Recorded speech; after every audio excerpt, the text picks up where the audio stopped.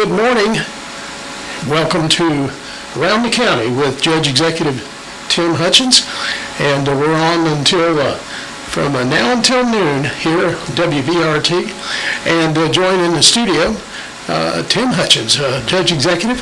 And good morning, Tim. How you doing? I was going to say Roth, but Jim. Little Roth today. Don't you get mixed up at the Brooks and Bradford show either. It's a Tim Hutchins Judge-Executive show. So anyway, I'm glad you had me again. And then we want to thank Bardstown Mills and the Nelson County Implement for sponsoring the show. And our number here is 348-2222. You can call and or text. And my cell phone is 249-0816 if you want to text me. So everything, it's whatever we want to talk about, and public can call in. I didn't bring a guest today. I figured every now and then I'll try to bring somebody in, and so let's see, I figured, Jim, since you told me you was going to be running the show, you would be, you might have some tougher questions. Now, this is not a political show. Make sure I remind you of that. Right. No campaigning. No campaigning, exactly right. We want to make sure we stick to the subject at hand and business of the county. And so anyway, this if anybody wants to call, so all right. We meet. Let's see, our next fiscal court meeting will be next Tuesday at 6 p.m. Is that right? That'll be 9 a.m. 9 a.m. Yeah, that's right. We're going in. Time flying by. It'll be next Tuesday. I know it. 9 a.m. the first Tuesday of September. Golly. Well, Judge, I'd ask you this before we went on, because I know that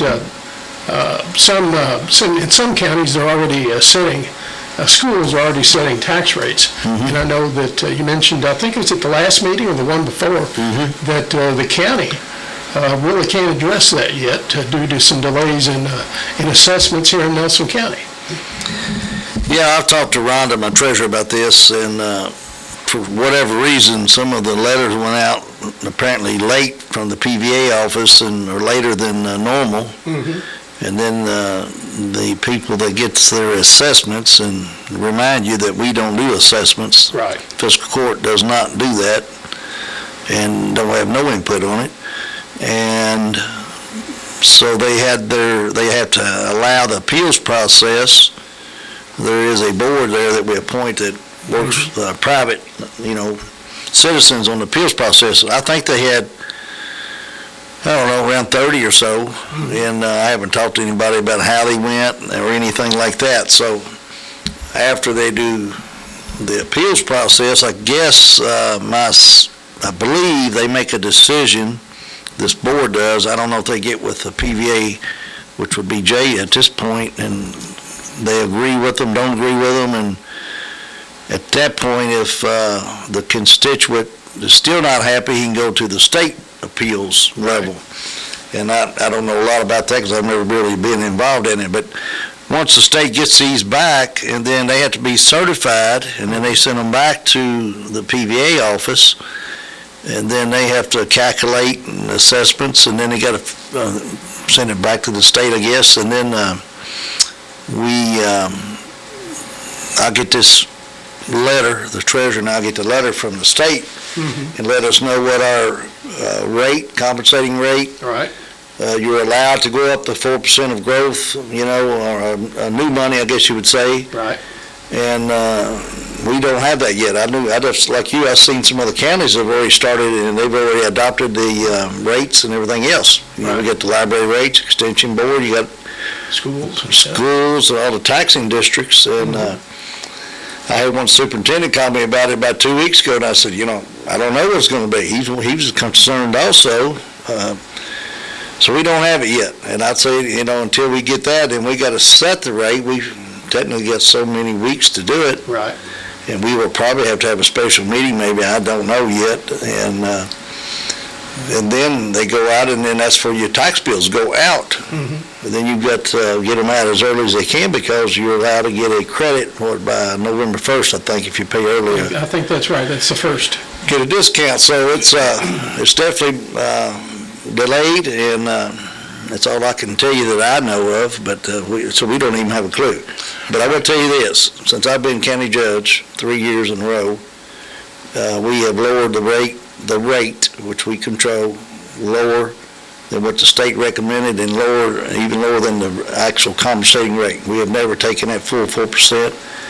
And as long as I'm sitting here, I don't think we'll ever take the full 4%. It's not going to happen. We're going to try to give back as much as we can. I campaigned on that, and I've done it. And people, the average citizen, if they really look at their tax bill, what the county government gets out of the whole tax bill is it's not a lot. But we got to operate, provide a lot of services, but we have to live within our means too. Right. And I know that there's a lot of back and forth that has to take place before you all even get that the letter with the tax rates that you all can look at. So that's delayed, and everything else that depends on that is delayed. It's very the formula. If you get it, I mean, it's a couple pages, and they give all these this formula that they use. It's very hard to understand. And be quite honest about it, try to understand it from the bottom up when it comes up, and you got these rates that you're allowed to do that the state gives you. Right. It's very, very hard to understand it. Be honest about it. So. Right. So that's what we're just waiting on them at this point. Okay. Well, Tim, let's see. The question I wanted to ask you, because I noticed on my YouTube page, I had video of a fiscal court meeting, and you and Nelson County Sheriff had a back and forth there, because I've had a lot of people watching that video.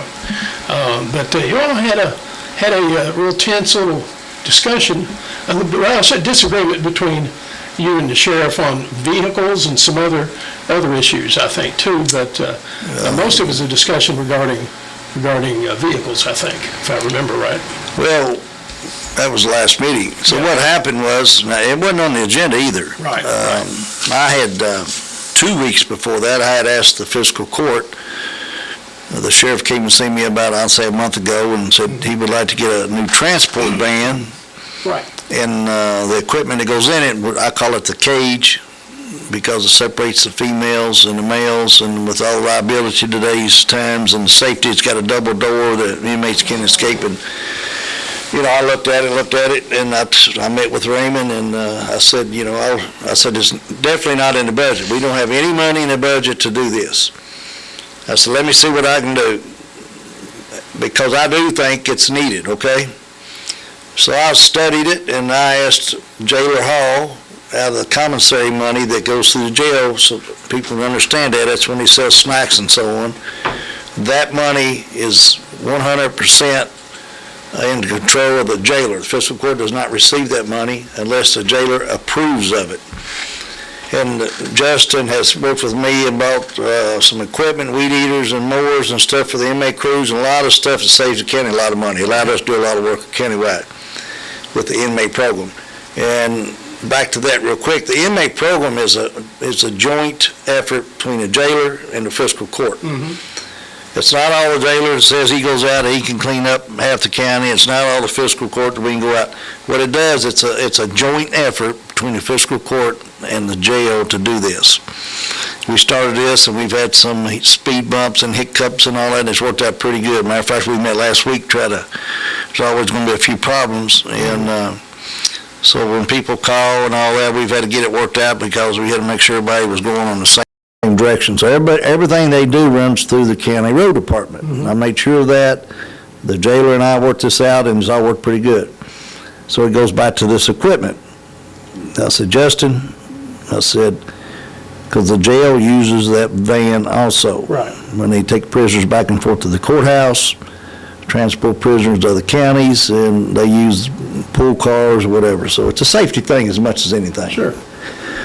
So I worked a deal out with Justin, and I said, Justin, will you put up $50,000 out of the commissary fund, so it won't cost taxpayers any money? Mm-hmm. And we had $19,500, I believe, was in the seizure federal money in the account. Mm-hmm. That we could use for equipment and things. You can't use it for salaries. So the treasurer and I we worked it out where we could spend his 50,000 and 19,000, and so up 69, let's say 69,000. Right.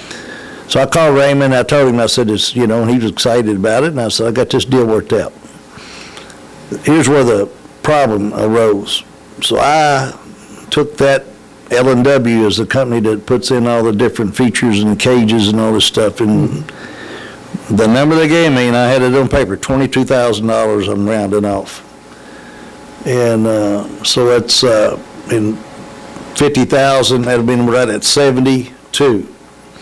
No, it was 67,000. Actually, it was 45. So the van was 45,000, 22,000 for the cage is $67,000. So I studied it and I said, I can get this worked out. It won't cost taxpayers any money because it's not in the budget either. And so I presented it to the court 2 or 3 weeks ago, whatever it was. Sent them an email, worked it all out. They approved up to $75,000 if we went over a little bit, which I didn't really want to do that, but I agreed to that. Well, then, a week later, I got an email from the sheriff, and the cages went from $22,000 to $33,000. It made me look like I wasn't doing my job, really, because I've already got it approved through the magistrates, and I did the checks and balances. I was getting through the sheriff. Right. And I didn't have no problem with it. And so then they went from 22 to 33. So I looked at it. I said, I'm not going to ask the court to put up another $5,000. I'm not going to ask Justin to put up another $5,000 because there's other needs that we've got. So I said, I'm going to rescind that vote. I really didn't have to rescind it. I probably could have done it a little bit different, but I asked the county attorney, as long as you don't buy it, it's null and void, basically. Right. So I sent an email out to the sheriff, and then he also said he wants 2 more police cars. Now, think about this. They was in a high-speed chase on Lower Road in a Tahoe and had a wreck. Now, anybody could sit here and argue about whose fault, whatever. It was a fairly new Tahoe, and we received $42,000 for this Tahoe through the insurance. Luckily, nobody got killed. And shouldn't have been on a high-speed chase anyway, period, in my opinion, because it was a nonviolent criminal that supposedly was after it. Now, there's going to be a debate on both sides about why we should, but I got a lot of the facts, let's put it that way. I got all the facts. But it happened. So we had to replace a Tahoe. So, you can't buy one for $42,000. So we had to put up the extra money, and then you got to so it's probably another, I don't know what it was, another 20-some thousand. For all the equipment. And then we had already approved. It took us about 2 months to get this, the numbers, because we tried to go off the state price contracting for the 3 Explorers. Right. Interceptors, I think they call it. And we wanted to, so anyway, I got that deal worked out with Conway. They used the state contract pricing, so we have bought the Tahoe. We own the Tahoe. It's at L&W getting the equipment set on it now. It may be back today, I don't know. So we've got that one already in place, and then the 3 interceptors that we approved, the fiscal court approved, they're on order. They'll be here in a month or 2. Any day, really. Right. So I feel pretty good about it. Well, the sheriff said he wants 2 more, and you go back, he said there was 2 in his budget 2 years ago. Right. Well, Rhonda and I, the treasurer, and we've already ran all this stuff through the court when you do transfers. Sure. Internal transfers. Yeah. We do it all the time because when you get audited, and she knows it top to bottom, you got to transfer money one account to other, it's got to match your budget. Sure. Well, we've already done these transfers probably a year or so ago, and they keep bringing up they want 2 more Explorers that was in the old budget. And I said, I'm not going to recommend to the court to buy 2 more Explorers. I'm not going to recommend them now to buy the van. I'm not going to recommend them to put the cage in it. We've got 3 new Explorers coming. We got 1 new Tahoe. And I got all the vehicle list, and I'm going to send it out to the magistrates probably next day or 2, the reasoning why.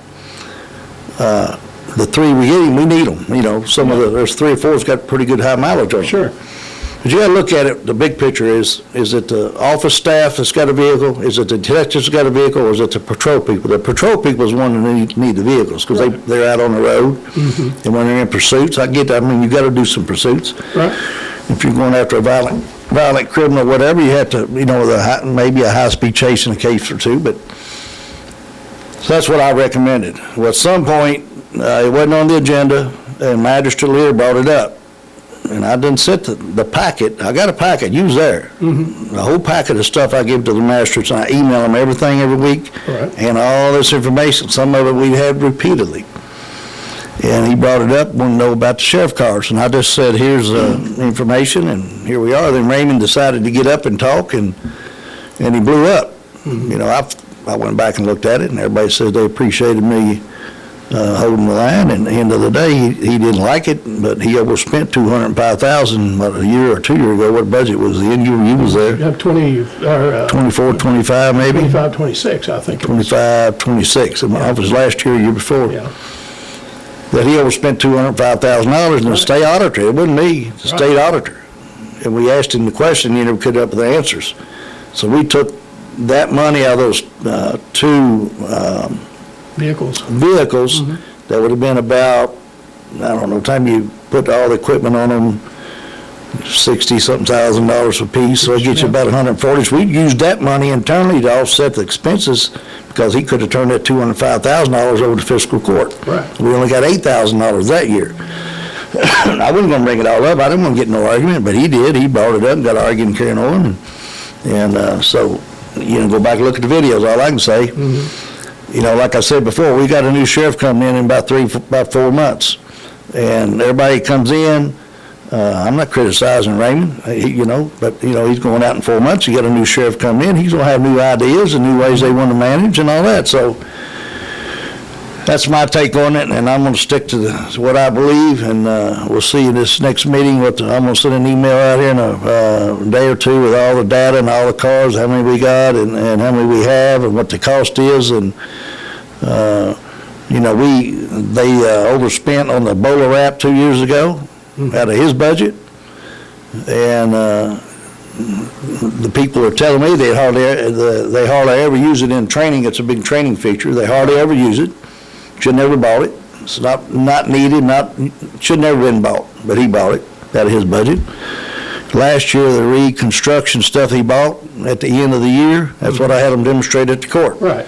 Now, he bought it out of his budget after we had voted to do the fee pulling in the last end of the sheriff budget. It wasn't approved by the fiscal court. And actually, technically, it shouldn't have been done because we'd already voted on the fee pulling, but he did it in that window there. Right. Because he did not want the state police to come out and do the reconstruction because he was under indictment, and he did not want to call the state police. They did it for years. Sure. So I said, okay, we got it. Now we got to make the payments on it because it wasn't paid. That was out of his sheriff's budget. We have to make payments on it to get it paid off. I don't operate that way. So just to be real clear about that, the reenactment thing that they've got, reconstruction, you've seen it. It's demonstrated pretty good. Yeah. I still got negative feelings about it because I think when you can call the third party, which is state police, to come out and do it free of charge, and then you don't have all this possible favoritism and who's in the wrecks or whoever and the deaths but that's what happened. So they spend money and spend money and spend money, and like I told you 100 times, 68.7 or I think it is 67.8 KRS is I have a fiduciary duty to watch the money in every department, and that's just my job, and that's what I'm doing. So I don't want to fall out. I don't want to disagree. I don't want to argue. I didn't get up and start arguing when he was on the agenda. And that's the facts, and that's what we did. And I'm not going to recommend to hire, he actually wanted to hire another deputy on top of that. He sent me an email or called me. I can't remember. He wanted to hire a new deputy. I said, it's not in the budget, first of all. And the second thing is, why would I want to hire a new deputy? I don't know what the new sheriff's coming in. I don't know what his format's going to be. Right. My opinion is we need more detectives and less people, what I call patrol officers, out on the street. But, I'm not the sheriff, and I don't know, exactly their day-to-day operation. But sure. I think we got 18 patrol officers now, and we want to hire another deputy. And I just said, here's another thing, Jim. We have spent a record amount of money in the sheriff's department since I've been judge. We haven't cut any money. Everybody needs to know that. We support the police department, this fiscal court, entirely. We give them raises. We've helped them get extra raises that first year I got in. They were underpaid in their opinion, and I agreed with them. I think at first 6 months they got a $3 raise, if I can remember right. Then they've got the cost of living since then. And, hey, we support just about every piece of equipment that they have wanted.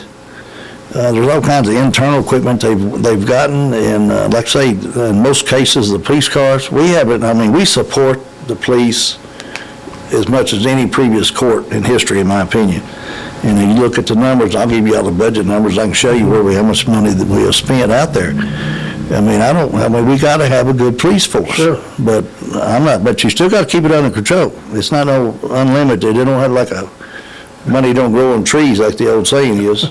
Or this tax rate you was talking about, where they want me to keep raising taxes. Yeah.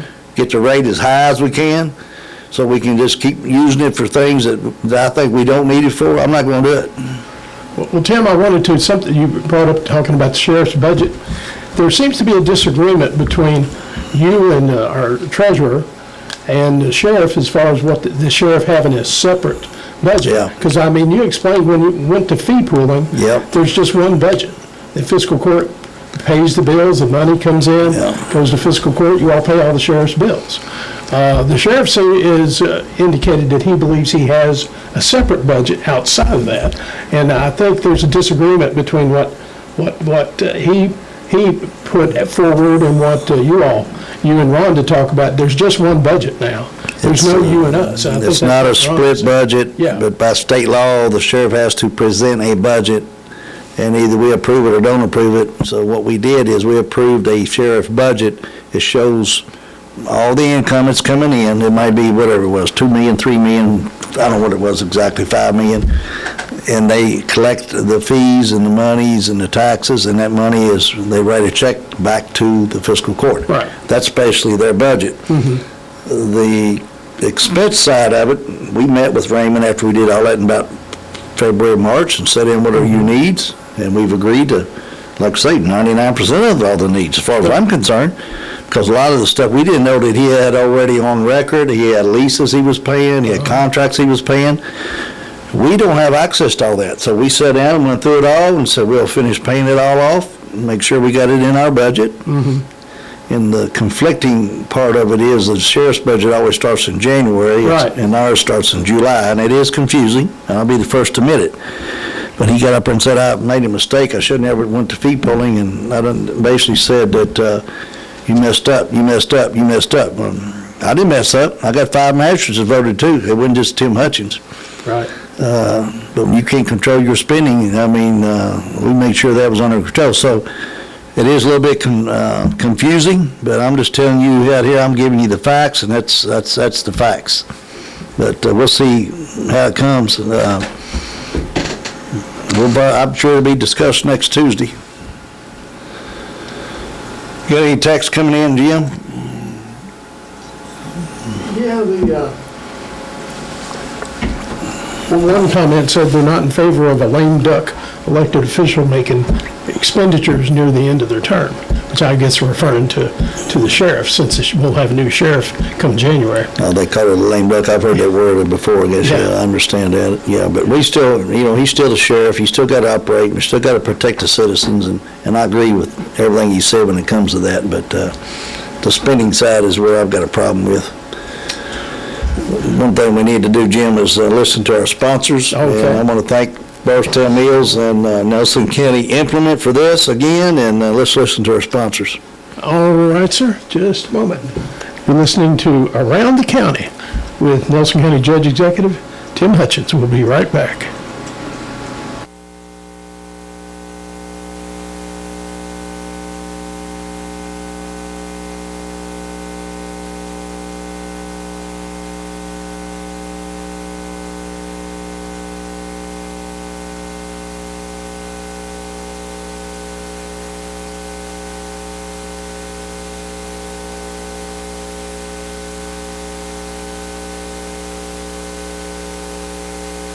Bardstown Mills Farm, Pet, and Outdoor has been serving the farming community of Nelson and the surrounding counties proudly for 66 years. Taking care of your farm needs is priority at the mill. With a full-service feed mill, special mixes are no problem. The mill makes a house mix of sweet feeds, hog mixes, goat feed, chicken mixes, and cattle feeds. Heavy-duty farm gates, hay rings, and feed bunks are all available at Bardstown Mills. Inside the mill, you can find medicines, warmers, chemicals, seeds, and much, much more. If you're looking for it, odds are it's at Bardstown Mills. Large selection of fencing supplies, both wood and T-post, field fence, and wood plank fence, all on hand. Come on over to Bardstown Mills and find what you need for your farm. Or call 502-348-3949. 1393 Withrow Court on Highway 245. Few things compare to the satisfaction of a freshly cut lawn and time spent outdoors. At Nelson County Implement, your local Cub Cadet dealer, explore a full line of Enduro Series tractors and new Ultima Series zero-turn mowers, including both lap bar and steering wheel models, designed for high performance and engineered for durability and comfort. Cub Cadet lets you enjoy every moment outdoors. Trust our team for expert advice and service to elevate your mowing experience this season.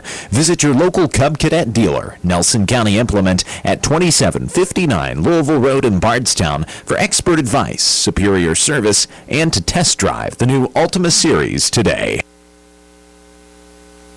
All right, you're back with Around the County with Nelson County Judge-Executive Tim Hutchins, and we have a caller waiting on the line. All right, you ready to go, Judge? All right. Yes, sir. Yes, sir. Mr. Hutchins? Yes, sir. I'm Joseph Taylor. I live down in Boston. Joe Taylor? Yeah. And the new bypass was put in there just south of Bardstown, the west of Bardstown, whatever you want to call it. At nighttime, it's awful dangerous. We need some lights there.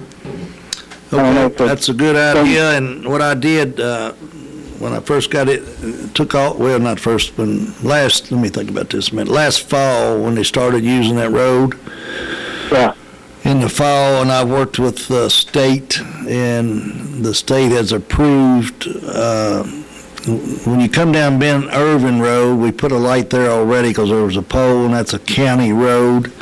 And then the Boston bypass, I call it, is a state road. Templin Avenue coming down is a state road coming from Bardstown, and then Templin Avenue going all the way up to Holt's Campground is a city street.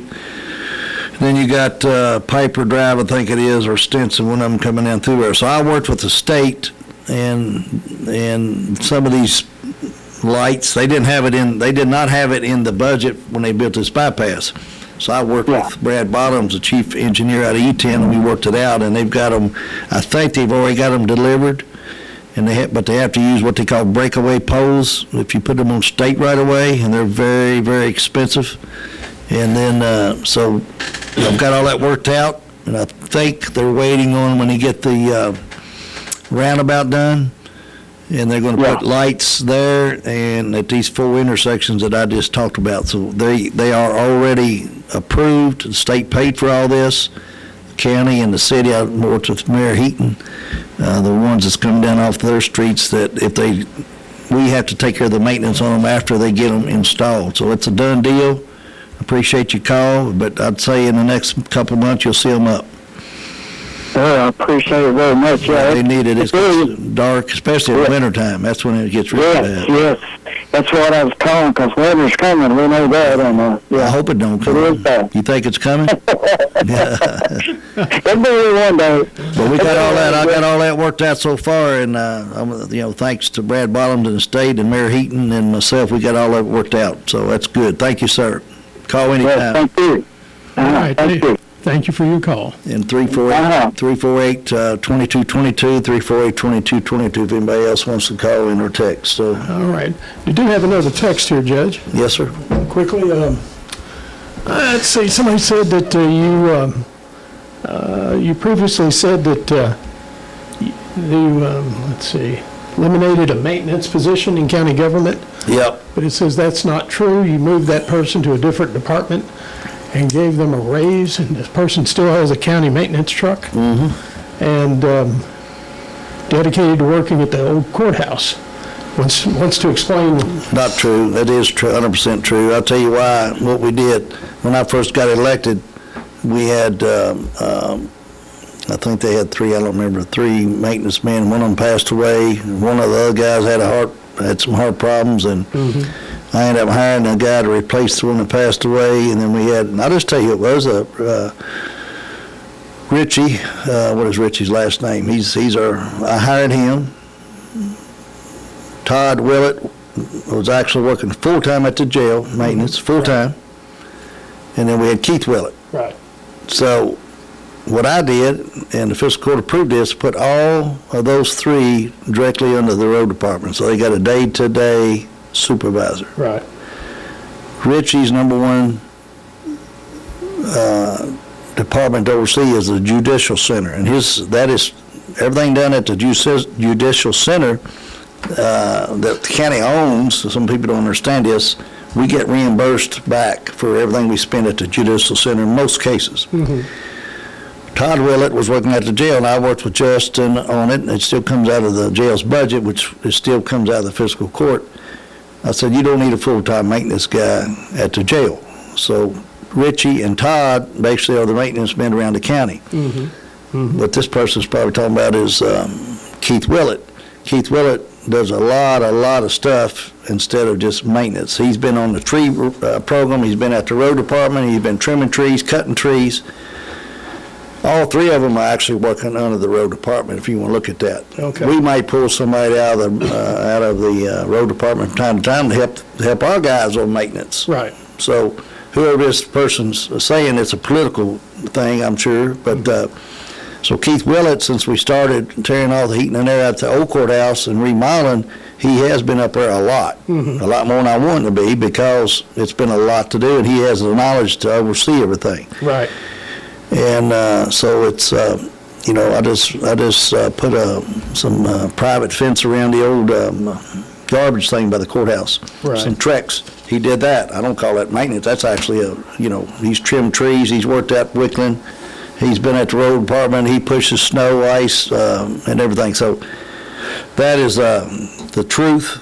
I don't know what they're trying to get at, but he's used in multiple areas. And I use Richie. Richie's out spraying Roundup sometimes on these places. I don't know if you call that a maintenance guy or not. I would call that a road department job. So they commingled, all three of them work with the road department. Right. Well, Judge, we got another caller. And I would tell you why I did that, because they all said I need 3 full-time maintenance guys. I said no. It saved the county $100 and probably $30,000, $40,000 by the time you figure their insurance, retirement, and a take-home truck, and what they pay. And then we merged that all internally, so it saved the county a lot of money. Right. All right, let's go to the phone, Judge. All right. Get the right button pushed here. All right, you're on the air. Good morning. Hello. Good morning. I got a question for Mr. Hutchins. Yes, ma'am. There seems to be a little problem with on the Humane Society. My husband, and I'm not trying to complain anything. My husband was in the hospital for like 45 days. While I was gone, this cat came. Yeah, what? A cat came around their house. Well, initially, she come to the neighbor's house, and she had kittens. Then she moved the kittens to my house. Okay, I've already got a cat.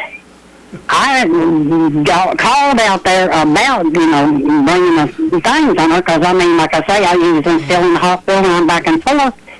They said they wouldn't going to take any cats and everything. The problem is I can't afford these cats. They're not my cats. They won't take them. Why don't they let people, I know that my tax money goes, for the Humane Society and stuff like that, to have them fixed, and we can find homes. Farmers want them, but they want them fixed, and I don't have the money to fix them. Well, I've got 5 cats, and I can't, even low income, it's too much for me. I understand, and I don't know exactly the story. I'll find out about this. If you don't mind, I don't know how to say, I'll handle it directly. I don't want your name on the air or whatever, but you can call up the office, 348-1800, and give them your name and number, and then I'll call you and talk to you about it. Now, let me correct you on one thing. Humane Society does not take them in. That's under the animal control. There's 2 different departments. Right. So it's not a Humane Society. Let's get that. Okay, well, yeah. I know it's animal control, but, they wouldn't take them. Well, and I'm not the only one. There's a bunch of them. I understand. I'm just telling you that they probably full, and and there's a limit on how many they can take, and they're overcrowded today. Matter of fact, the Humane Society, State Humane Society, is at the Judicial Center and doing free spade and neutering for cats today, all day long, and I think you had to make appointments, and it's probably booked up at this point, but But see, none of us knows it. well, I don't know how, I don't know how you can't call everybody, but it's all over their Facebook and advertisement, and because I don't, that's just how they promote it. And matter of fact, I said at the fiscal court meeting last week, Tuesday, let everybody know that they're going to be there. So it's hard to get the message out. I understand that. We put out everything we can put out, but I understand it's a problem, but I don't know. It's a big problem because people don't take care of their animals. That's the problem. I got two at my house also. And it's dogs. I have more problem with dogs than anything I've had since I've been county judge. Right. And if people would just take care of their own dang on animals, it would save the county. We budgeted about, I think it's $400,000, maybe $300 to $400 in that budget. Cost taxpayers money, like you just said. So it is a problem, and I've told them out there, I put some money in the budget. We're going to go in and upgrade that facility somewhat.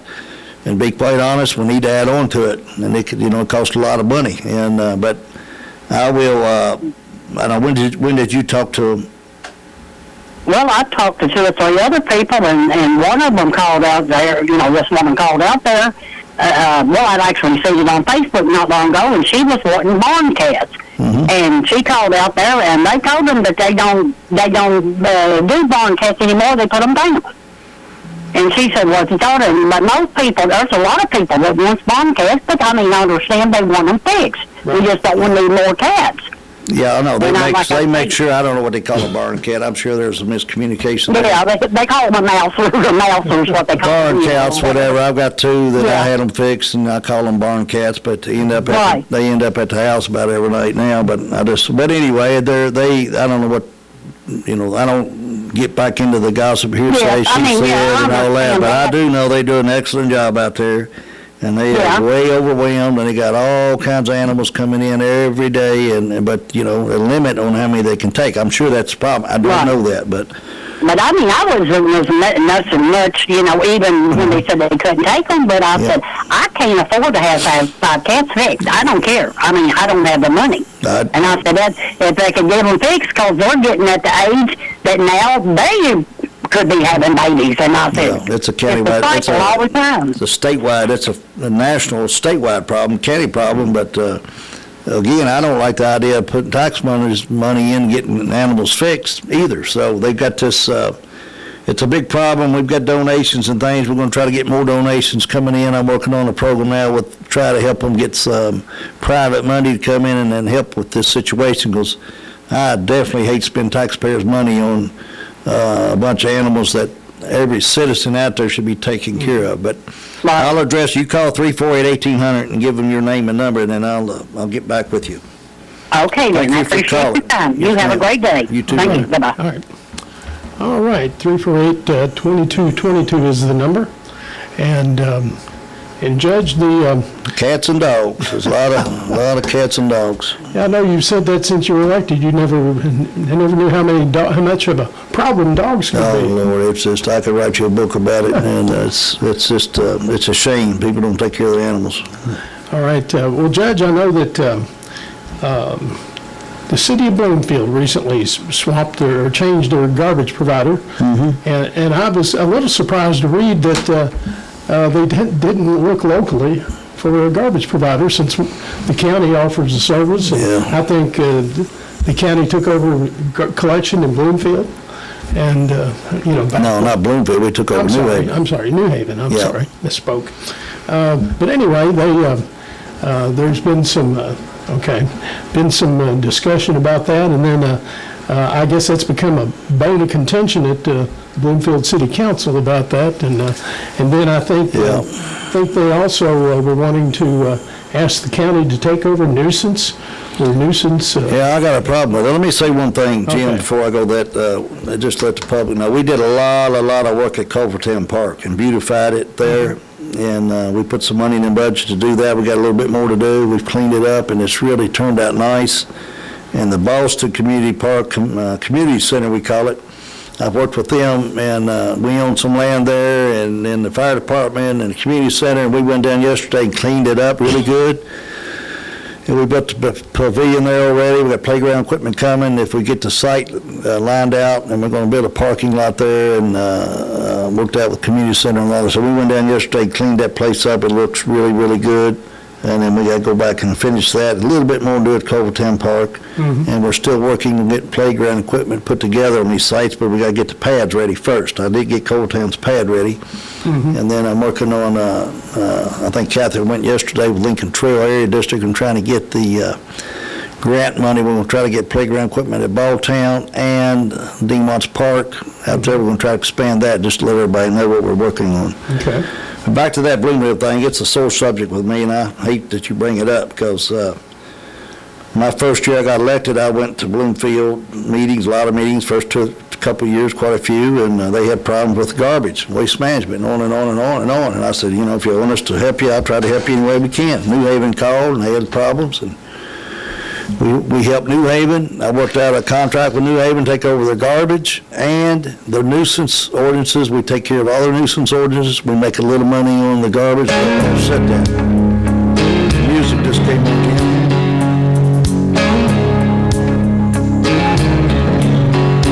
Sorry about that. Yeah. Sorry. Can you still hear me? Yeah. So anyway, in Fairfield's a city also. They never had a contract. They was actually doing things over there with that. So I worked out a contract with Fairfield, New Haven, to the nuisance, bulky item pickup, and their garbage, and it worked out beautiful. Bloomfield was having all kinds of problems, and I kept telling them, if you need us to help you, we can do it. We ended up appropriating over $500,000 for Bloomfield for water and their sports park over there and their community park. Then they got into crisis when they had a lot of people quit, and I helped them send people over there to help oversee their water and sewer projects there for a month or so, and worked out a deal just to help them out. I want to help the citizens out. Well, then they decided to go advertise for a new garbage contract. They didn't even call me and say, "Were you interested in bidding on it?" Actually, you could have just contracted us. They wouldn't have to bid on it. So they got ugly, and I talked to the mayor, and I didn't appreciate it. So I went over there. They awarded it to Rumpke instead of Nelson County for various reasons, and I didn't really like that at all. And I sent an email to them, let them know. I went to one of their meetings and said, I don't appreciate it. It's like a slap in the face to us. It's much work and money that this fiscal court has worked with Bloomfield on engineering projects. I mean, I could write you a book about all the stuff we've helped them with. And then they went with a third party. Then the mayor had enough nerve to call me a week or so ago when we take over the nuisance. I said, "Really? Well, you doing New Haven?" "Yeah, but I get a little bit of money out of the garbage to help offset, because this nuisance program we got people go out and take pictures and letters, and it's a lot of administrative cost to it." I said, "No, let me talk to the magistrates. I don't think so." Unless they was meeting that Monday night. Now, they end up adopting it that Monday night, and I said, before I even said yes, their first reading. Right. So I did send an email. I put a lot of history in it, exactly how it's happened, to all the city council members and Bloomfield mayor, and told them I'm not going to take over the nuisance. It's not a free service. I don't understand it. And we got one of the best garbage services out there. You can talk to anybody in the county, or the state, actually. And it's a problem. But anyway, it's been an ugly, and so I wasn't at this meeting. They got into it last Monday, I guess, whatever they met. Then they had some other issues that was going on about it. I'm not getting in the middle of all their political scenes, but I didn't take it too kindly when I didn't on this garbage deal, and they want me to do the nuisance. We send inmate crews over all the time, saved them about $20-something thousand. Just didn't help. Right. And then he'd take it in consideration. So I got a problem with it, a big problem. But anyway, I don't know why you want to bring all this stuff up, Jim. Well, we got a caller on the line. All right, go ahead. All right, let's go to the phone line here. All right, good morning. You're on the air with Judge-Executive Tim Hutchins. Yes, hello. How are y'all doing this morning? Everything's good. Well, us as concerned citizens, all these SWAT cameras going up. I've been doing a little bit of research, and they really just don't make people feel as safe as you think they do. 2 have gone up in front of the hospital in the past 2 weeks, I think. don't know if you knew this, but a whistleblower for Flock had come out, and they had said that with all these, you really don't know what's going on. They scrape your phone data as soon as you drive by, and then they get your license plate on top of that. So you have your phone linked to your license plate, linked to your face because there's cameras, linked to your car, you know, and it's just like they're doing the cops' jobs for them. I mean, I understand that there's a reason, and people may think that they're a little bit safer, but, you know, at the end of the day, it's what would you rather have, your privacy or safety? And a lot of people feel that privacy is, you know, the most important thing in our lives. Like, that's all we have. We have ourselves and, you know, our neighbors, and we value their privacy too. So. Right, I appreciate the call. One thing I'll let you know, this fiscal court, since I've been there, did not buy the flock cameras. That's Sheriff bought them under his own budget. The previous court, if I can remember, according to what I was told, is they actually turned down flock cameras. They voted against them. I think Judge Watts in the previous court, maybe a year or two before I got there, I don't know. I guess the sheriff had asked for them, and they denied it, and they didn't buy them, and then the sheriff ended up buying them out of his own budget at the time. Now, how many's out there, I don't know. I've got mixed feelings about it. I agree with you on the privacy side. I do think they can and have saved a lot of murder cases and kidnapping cases and terrorist cases and stolen vehicle cases and all that. There's a lot of evidence out there to prove that. So I get what you're saying. It's kind of a movement right now going around the nation. A lot of people's talking about flock cameras, and I've seen Senator Paul come out with a statement the other day too. So yeah, I think that'll be coming up, probably some more debate soon. So I appreciate your call, sir. Absolutely. Thank you. All right. Thank you for the call. All right, Judge, you know, one thing I think we all forget, it's easy to forget, is from my perspective, if you're in a public place, you don't have a right to privacy. You know, you could have a video camera out on the sidewalk anywhere in Nelson County, and if you're in the public right of way, you can, whatever you can see, you can video. You know, you can't get in people's houses, you know. Yeah. I mean, there's common sense runs in here, but there's a whole lot of concern about flock cameras. And yeah, there's been a lot going on, a lot of discussion for some reason coming up about it more recently, I guess, because it's election season, maybe, I don't know. But all right, Jim, got anything else you want to talk about? Yeah, well, I would got about 5 minutes, I think, and we got had a comment, a text message about, is the county planning on adding more money to the coroner's budget for vehicles, or for example, they don't have any they don't have storage facilities for bodies. we don't. I didn't know what I have not discussed that with, you got the new coroner coming in. Right. Danielle, when I talked to her about it, so we got her new office down there and all that. And we had a deal worked out with Barlow for storage, bodies, and all that stuff. And I did talk to Leland Jr. a little bit one day. I was at the funeral visiting someone. He said, you know, we're glad to help you do whatever we need. I don't know. I haven't talked to Kerry Munning, the new coroner coming in. We haven't discussed it at all. So I don't know what his plan is or what his needs are going to be. So that's all I can tell you today. All right, Judge, we've got, let's see. You got about 3 minutes. Yep. I think we got a call coming in. One quick question, Judge. The magistrate candidate from District 1 is posting a lot of information about salaries and raises and things like that they come from public records. You think he's running for judge? As much stuff he's put out, he's like he's attacking me, or, you know, I don't know.